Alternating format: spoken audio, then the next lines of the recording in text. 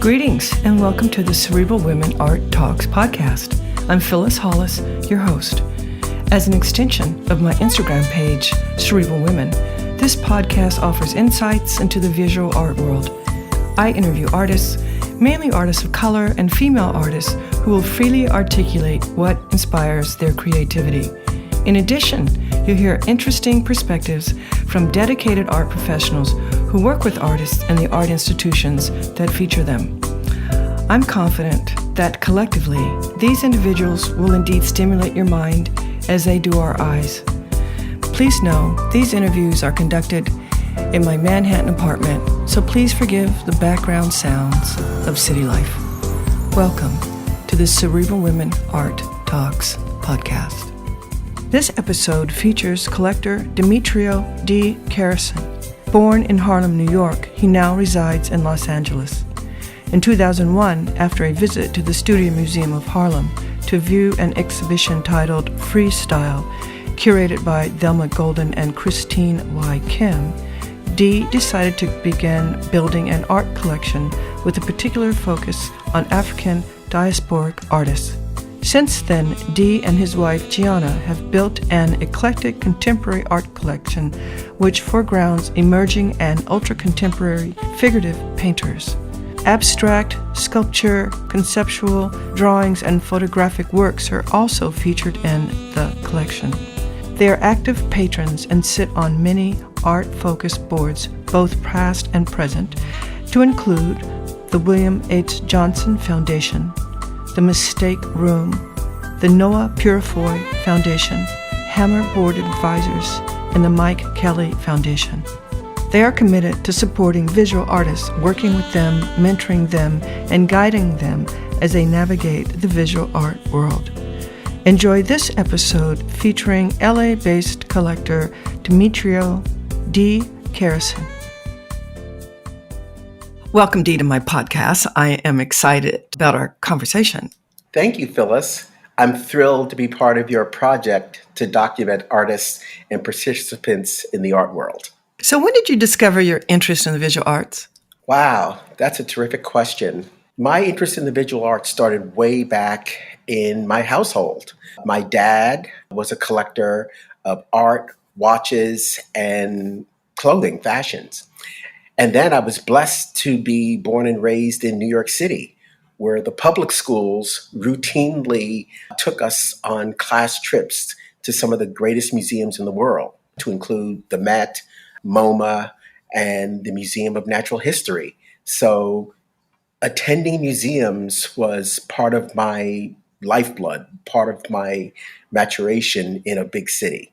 Do you recall if there was a specific body of work that really invigorated you when you were young? As a child, I really remember those trips to the museums. And funny enough, I remember the original Studio Museum of Harlem when it was located on Madison Avenue, because my dad had a church in Harlem. So as just a natural consequence of travel, I would pass the museum on a regular basis. But I really can't put my thumb on a specific encounter with a piece. Although I will add that in going to the museums as a child, I never really saw a representation of myself in the museums. So I'm sure we'll get into that later. But I guess that's the answer to the question.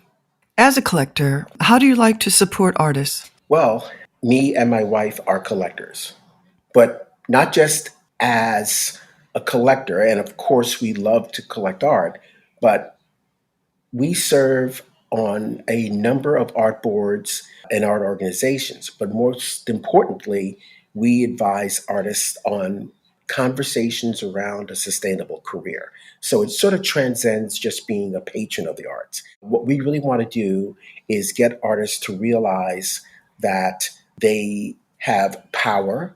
We try to engage them in understanding and knowing their worth. And on a bigger macro level, we talk to artists about the business aspects of their practices. So what we do is we sort of organized art-focused bookkeepers, accountants, We set them up with retirement accounts, wealth management. We really try to work with these artists to understand that in addition to being an artist, your manufacturers, your wholesalers, your retailers, your employers, your entrepreneurs.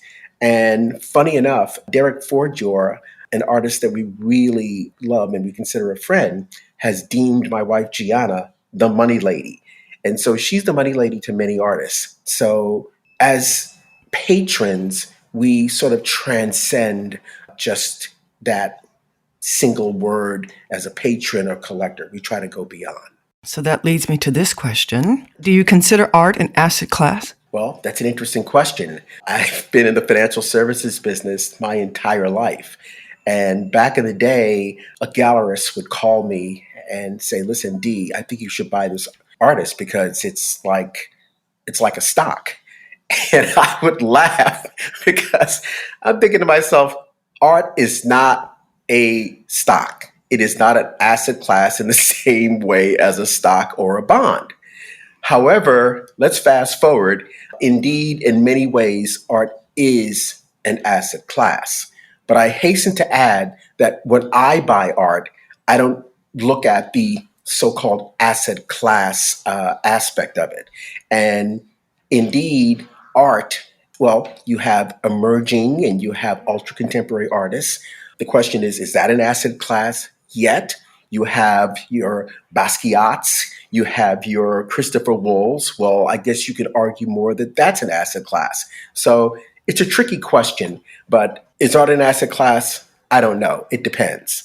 But when I collect art, I don't really think too much of the asset class designation. What are the characteristics of your collection?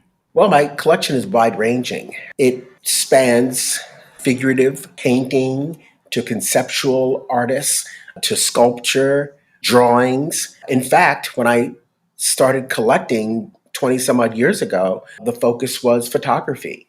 And the artists at that time, which influenced my collecting, were the Bruce Tolomans of the world, Dawood Bey, Gordon Parks, Alvarez Bravo, Roy DiCarava. And that was all before I pivoted to contemporary art. So I would say my collection, our collection, my wife and my collection, it runs the gamut. Does the artist's narrative influence your interest in the work? Oh, absolutely.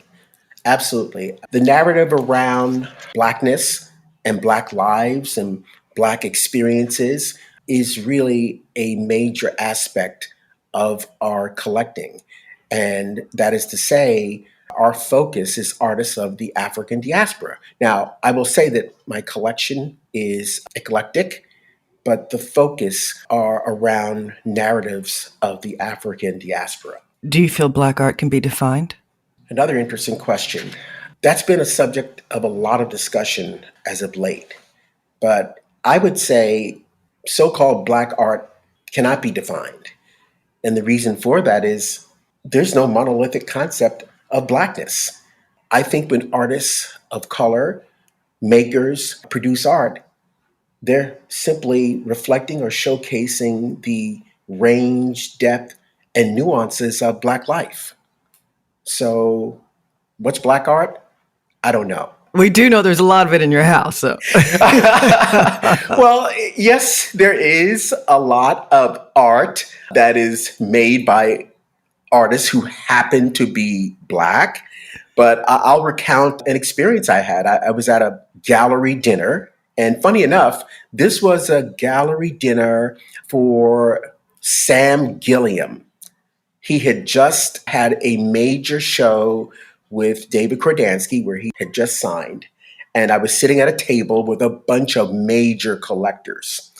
And the conversation was around artists. And interestingly enough, it was around so-called Black art.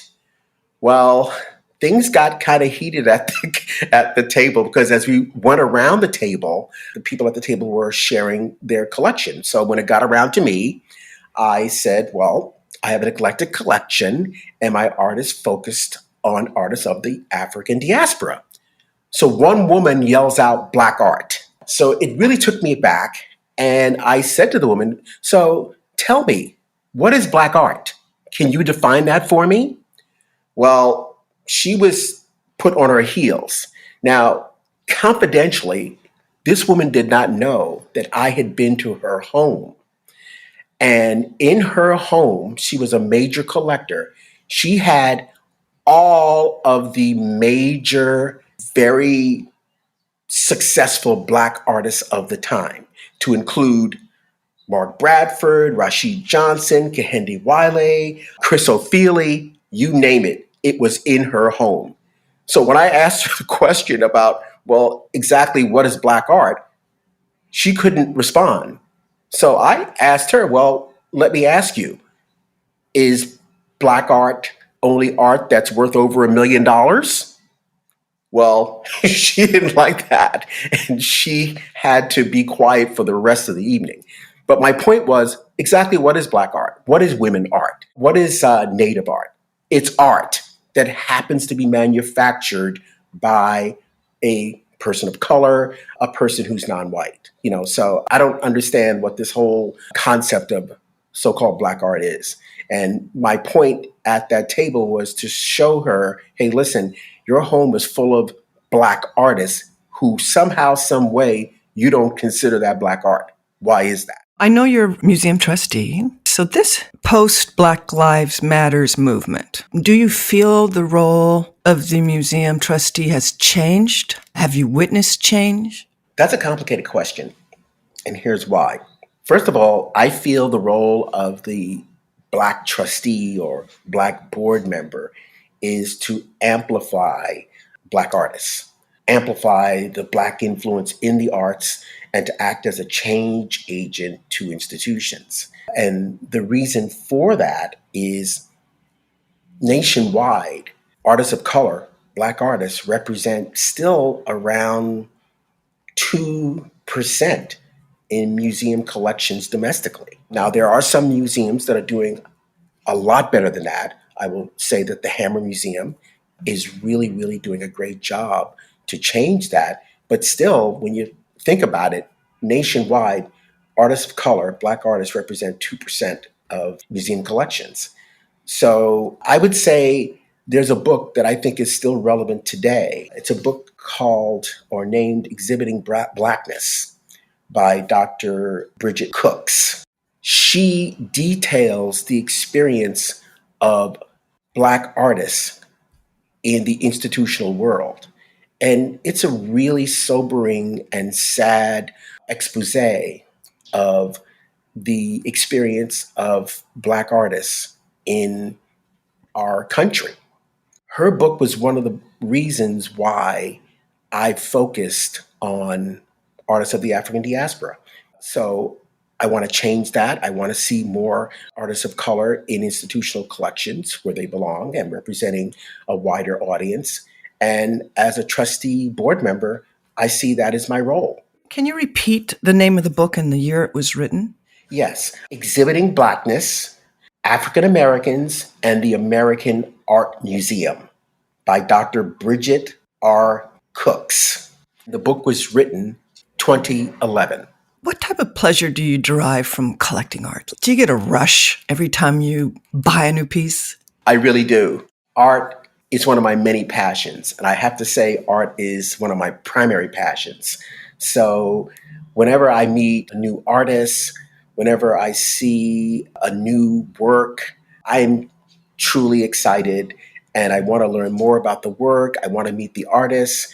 I want to share the experience with my friends.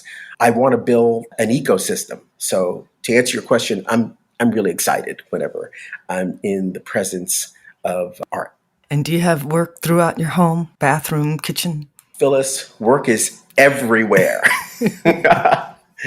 It is absolutely everywhere. It's in the bedroom. It's in the bathrooms. It's in the living rooms. It's in the kitchen. It's everywhere. It's under the bed. It's artists everywhere, Phyllis. As a matter of fact, when an artist comes to the home, they'll look at the walls and say, I think you need a piece right above that. And so things get crowded out. But yes, art is everywhere. Not too long ago, I was in a situation where a collector asked a Black abstract painter how the narrative is reflected. Because there's no Black figures in the work, how could the artist claim that it's representative? So, can you comment on that? It's interesting that you asked that question because I was at Art Basel last year, and during Basel, Charles Gaines, the great artist, the great conceptual artist, I might add, had a major survey at the ICA Miami. And he discussed this exact question.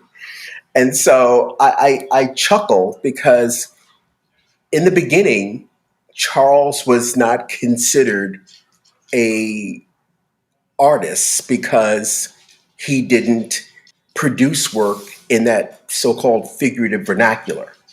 They couldn't describe Charles's work because here was a Black man doing conceptual work. So I guess I would answer that question this way. You have Kerry James Marshall, you have Fred Eversley, you have Charles Gaines, Ed Clark, Betty Saar, David Hammonds. All of those artists produce work in different disciplines. Certainly Ed Clark, Charles Gaines, Betty Saar, David Hammonds. I mean, the work arguably isn't figurative. Well, maybe David Hammonds more so, and Betty Saar, but certainly Charles Gaines and Ed Clark, the work isn't figurative. So I don't subscribe to that. I think, in a word, it's nonsense. So I guess I'll leave it at that. What do you feel is the purpose of art? Well, principally, art is an aesthetic experience for me. But apart from the aesthetics, it's the challenge, it's the narrative, it's the education. Art does all of that and probably more. So, what do you feel is the role of the artist? Well, I feel the role of the artists as makers is to reflect their world, to reflect their viewpoint, to promote their narrative. I think that's what all great artists do. They synthesize the world in their discipline or disciplines. And I think that's what every great artist does. What artists are you most excited about? Phyllis, that is a question that could get me in a lot of trouble I know. on many levels because I'm excited about so many artists.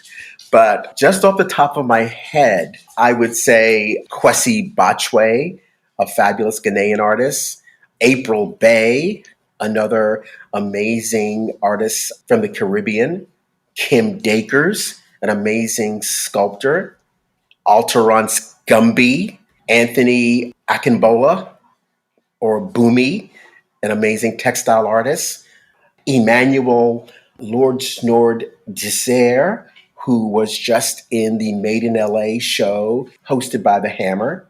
Another artist who I think is just amazing and who is really starting to make a way in the art ecosystem is Asiri Arerina Esse.